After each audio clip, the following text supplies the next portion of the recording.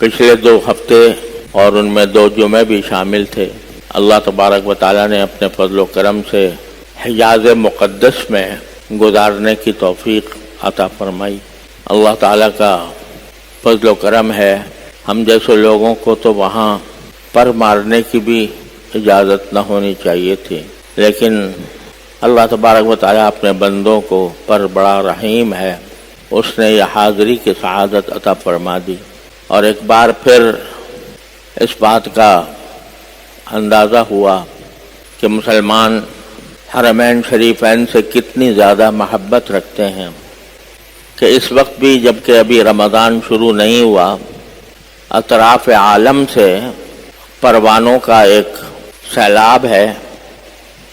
جو حرمین شریفین کے ارد گرد موجود ہے۔ اللہ تعالیٰ نے مجھ ناکارہ کو بھی حاضری کی توفیق بخشی، اور سب سے زیادہ جس بات کی طرف دعا کی توفیق ہوئی وہ ہمارے وہ ابتر حالات ہیں جن سے ہم اپنے ملک میں اور امت مسلمہ بعثت مجموعی گزر رہی ہے۔ ان حالات کو ٹھیک کرنے کے لیے کوئی اور سہارا نہیں ہے سوائے اللہ جل جلالہ کی ذات کے، اور ہر مسلمان کو ان کی درستی کے لیے اللہ تبارک و تعالیٰ سے مانگنے اور مانگتے رہنے کی ضرورت ہے۔